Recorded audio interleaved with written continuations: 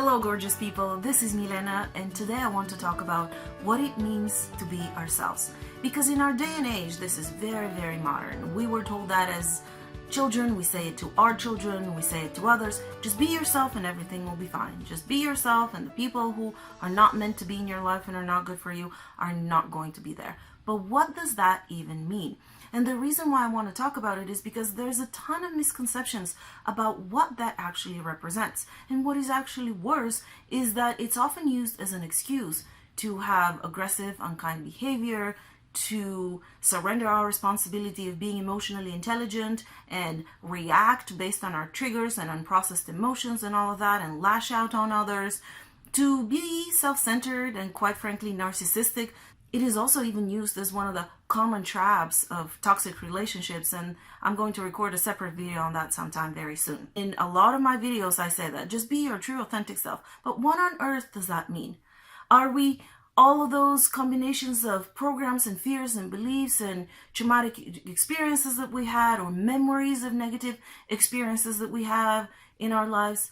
No, we're not all of these things. And yes, there's this common misconception that we are our experiences and that our experiences shape who we are and shape our personality and all of the above.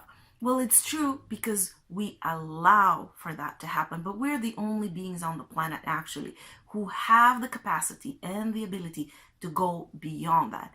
Even the idea of personality is something that we see as something constant and something unchanging, something that we're born with and something that we die with for the most part.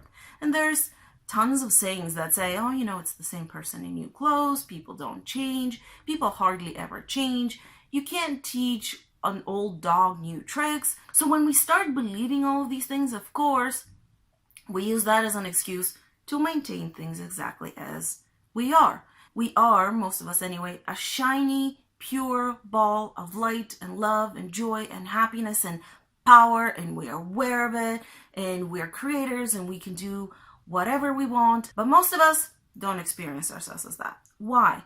Because take that ball of light that we are and start attaching things to it. Start attaching fears, start attaching beliefs, not good enoughness, separation from others, childhood trauma, other things, painful experiences, then we cling to. All of these things start forming our behavior. And our personality and our behavior is nothing but a habit that has been automatized by our subconscious system, which is there for convenience purposes, basically. And then it becomes our personality. Because anything that we can turn into an automatic program, we do. Why? For the sake of convenience, so that we can free our conscious mind to be busy with other things, to create stuff. But most of the time, we use our conscious mind to think more of the same. All of those things are not truly us. All of these things are that layer that is on top of our essence of who we actually are.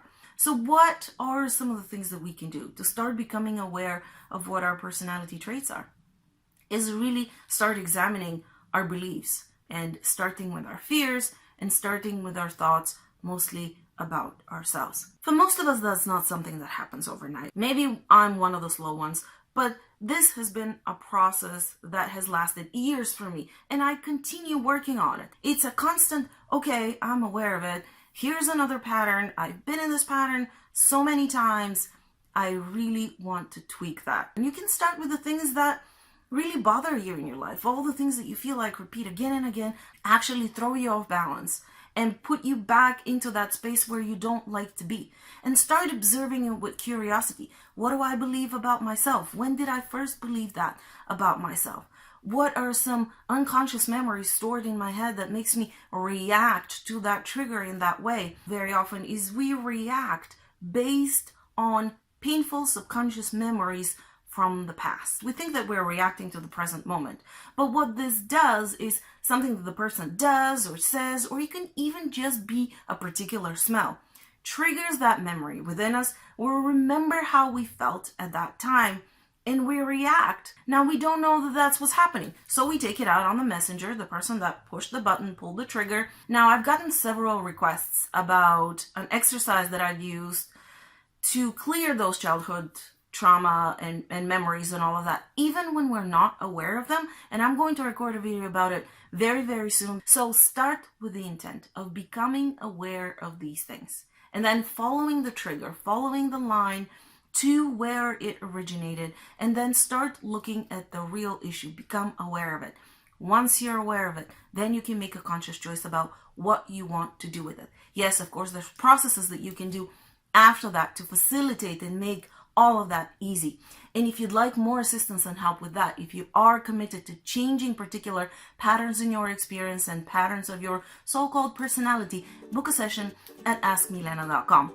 You can find some free tools if you subscribe to my newsletter at askmilena.com, along with the ebook 7 Life Hacks to Empower Your Daily Life.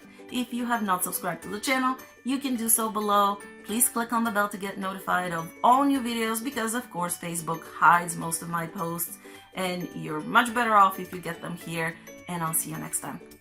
Bye bye.